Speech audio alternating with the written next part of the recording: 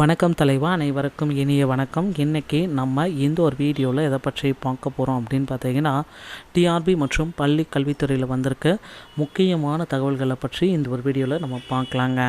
ஆசிரியர் தேர்வு வாரியத்தில் ஆசிரியர் தகுதி தேர்வுகளுடைய முடிவுகள் எப்பொழுது வெளியிட போகிறாங்க?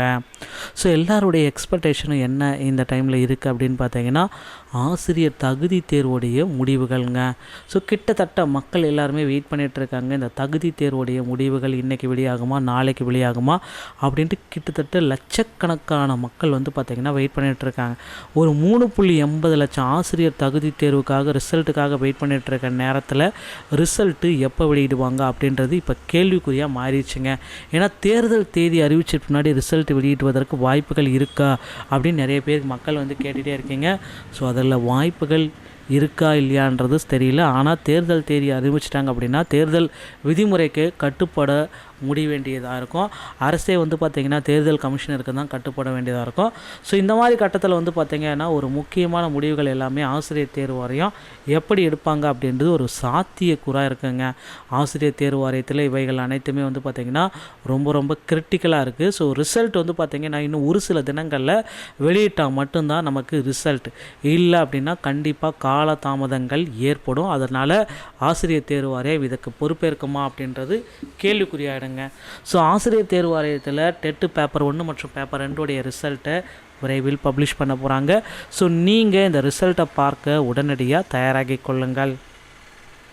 அடுத்து இதில் இன்னொரு விஷயம் பார்த்திங்கன்னா டெட்டில் நடக்க இருக்குது. அந்த டெட்டில் என்ன அந்த ஒரு விஷயம் நடக்க இருக்குது அப்படின்னு பார்த்தீங்கன்னா, டெட்டில் பாஸ் மார்க்கோடைய ஜிஓங்க. ஸோ அந்த பாஸ் மார்க்கோடைய ஜிஓ நமக்கு சேஞ்ச் பண்ண போகிறாங்க. ஸோ மற்ற மாநிலங்களில் பார்த்திங்கன்னா 75 மார்க் இருக்குது. ஆனால் தமிழகத்தில் 82 மார்க் இருக்குது. ஸோ தமிழகத்துலேயும் 75 மார்க் கொடுங்க அப்படின்ட்டு கோரிக்கைகள் எல்லாமே லட்சக்கணக்கான மக்கள் வச்சிட்ருக்காங்க. அமைச்சர்கிட்டையும் மனுக்கள் எல்லாமே கொடுத்துட்டு வராங்க. ஸோ இதன் அடிப்படையில் நம்ம பார்க்குறப்போ ஆசிரியர் தேர்வு வாரியத்தில் இது ஒரு முக்கியமான முடிவெடுக்க வேண்டிய டைமில் நம்ம பள்ளி கல்வித்துறை இயக்க போகுது.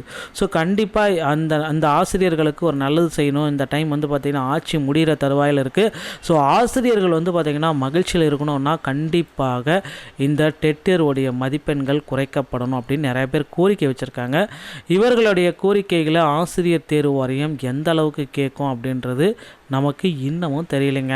ஸோ கண்டிப்பாக ஆசிரியர் தேர்வு வாரியம் இவர்களுடைய கோரிக்கையை கேட்கும். அது மட்டுமே கிடையாது, இந்த பேப்பர் 2ல் பார்த்திங்கன்னா 145 கொஷின் தப்பு அப்படின்னு சொல்லிகிட்ருக்காங்க. அது எந்த அளவுக்கு உண்மையான இருக்கா இல்லை பொய்யா இருக்கான்றது ஆசிரியர் தேர்வு வாரியத்துக்கே தெரியல. ஸோ அவங்க பார்த்திங்கன்னா இன்னும் ஃபைனலான ஆன்சர் கீஸை நமக்கு பப்ளிஷ் பண்ணலை. ஆசிரியர் தேர்வு வாரியம் இதற்கு பார்த்திங்கன்னா ஒரு முக்கியமான சுமூகமான முடிவை கொடுப்பாங்க அப்படின்றது எல்லோருடைய எதிர்பார்ப்பிற்கு பொறுத்தது நம்ம பார்க்கலாங்க. டிஆர்பியில் இந்த தகவல்கள் அனைத்துமே உங்களுக்கு ரொம்ப ரொம்ப பயனுள்ளதாக இருக்கும் அப்படின்னு நான் நினைக்கிறேன். இந்த வீடியோ உங்களுக்கு பிடிச்சிருந்தால் நீங்கள் நம்முடைய சேனலை சப்ஸ்கிரைப் அண்ட் பெல்லை கிளிக் பண்ணிச்சுக்கோங்க. மீண்டும் ஒரு நல்ல செய்தியோடைய நான் உங்களை சந்திக்கிறேன்.